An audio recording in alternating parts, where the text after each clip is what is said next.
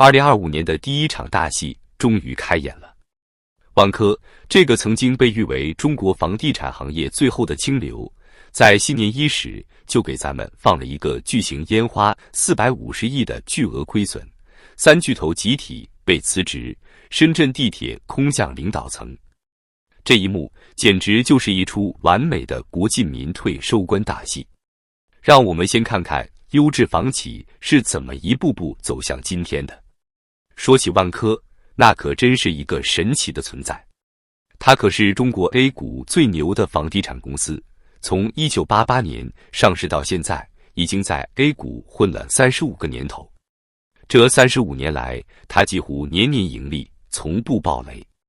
就连2023年，在恒大、碧桂园接连倒下的时候，万科还在对外吹嘘说自己能活下去。但是这个神话终于在2024年初破灭了。1月27日，万科抛出的那颗炸弹，直接把整个资本市场炸懵了，预计2024年亏损450亿。各位，这可不是小数目。让我给大家算个账，这450亿的亏损，相当于万科过去5年净利润的总和。也就是说，万科1年的亏损，直接抹平了过去5年的所有盈利。更有意思的是，这450亿还只是个预计数字。大家想啊，一个上市公司的业绩预告，往往都会保守一点，给自己留点余地。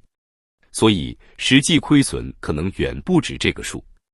我敢打赌，等到4月份年报真正披露的时候，这个数字很可能会突破500亿。紧接着就是高层的大地震。董事会主席郁亮以工作调整为由辞职，总裁祝久胜因身体原因辞去所有职务，董秘朱旭也跟着主动离职。这个辞职理由我都不知道该说什么好，身体原因。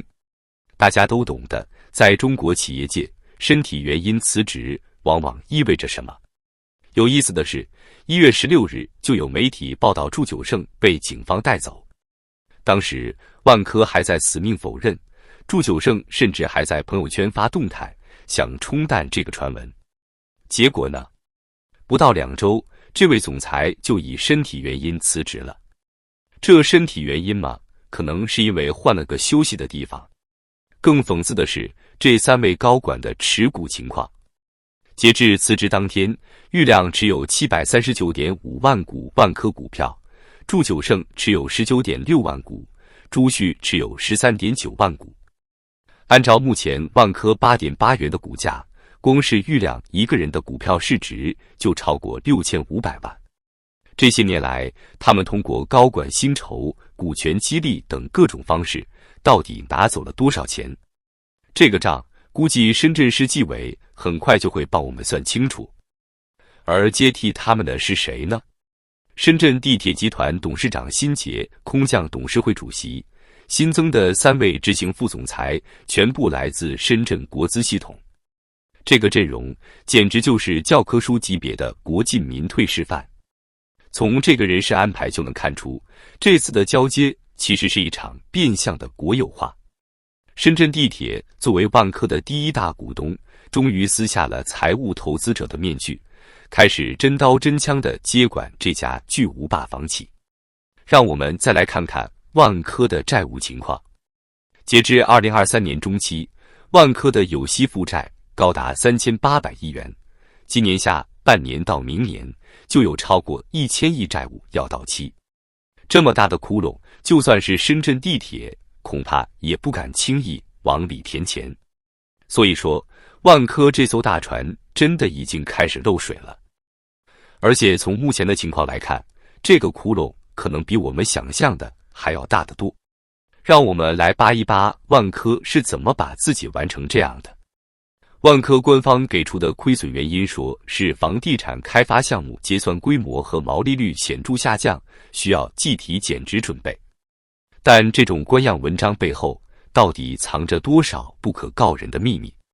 首先看看销售数据。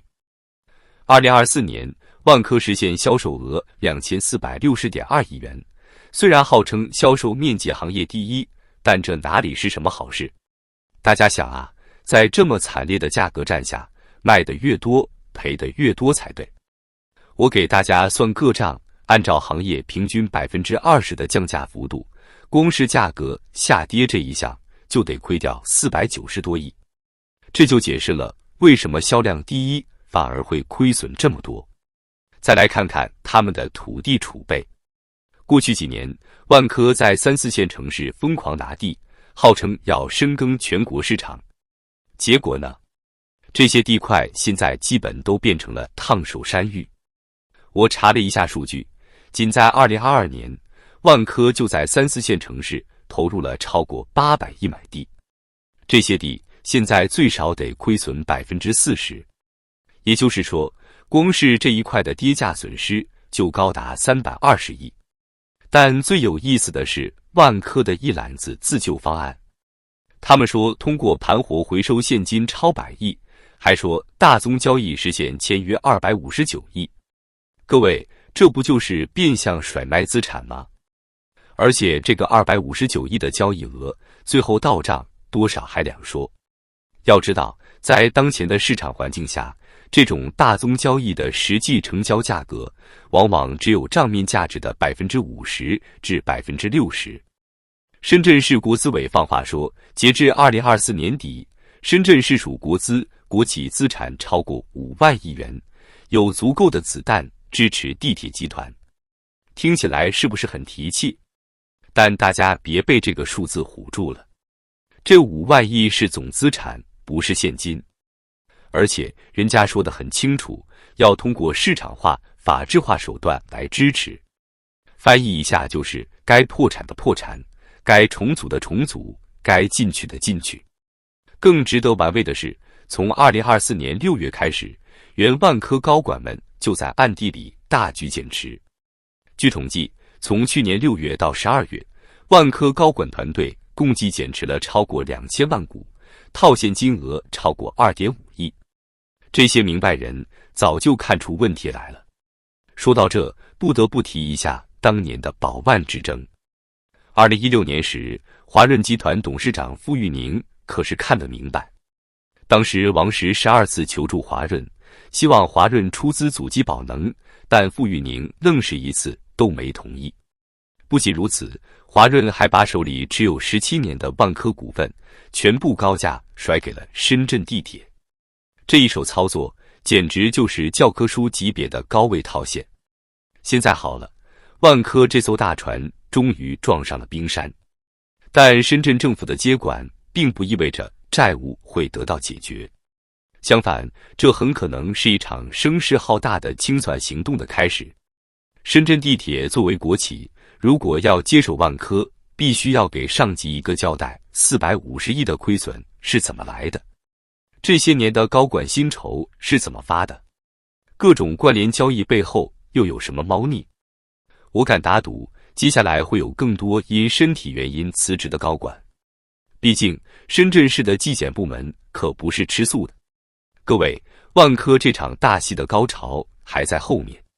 说实话，我现在最好奇的是，万科这些年到底在账上变出了什么魔术？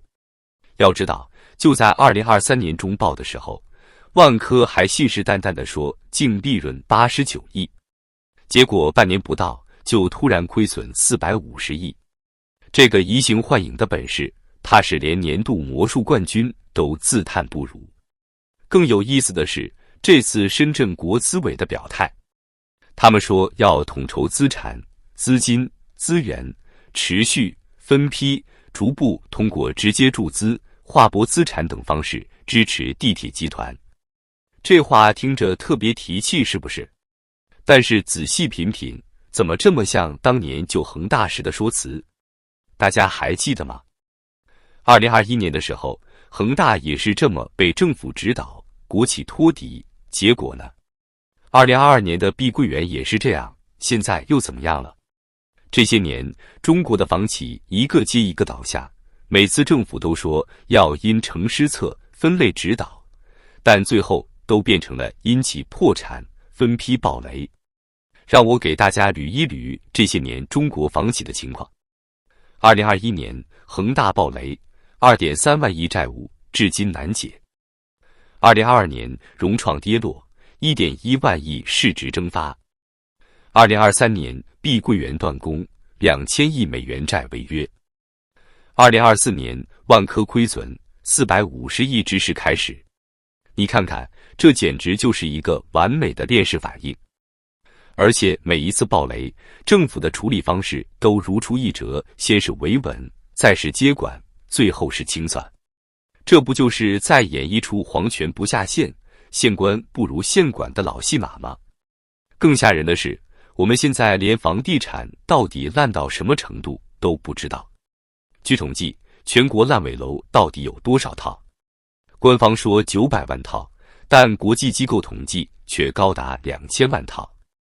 而且这还只是明面上的数字，那些政府储备的安置房、回迁房，那些被延期交付的准烂尾楼，数量恐怕更加惊人。有句老话说得好，墙倒众人推。现在的万科就像是一头受伤的大象，不管是竞争对手还是昔日的合作伙伴，都在等着看它最后会摔得有多惨。1月27日，万科公告发布后，市场反应特别有意思，万科的债券集体大涨，22万科05涨了13%，22万科07涨了11%。这说明什么？说明市场已经认定万科一定会被国资接管。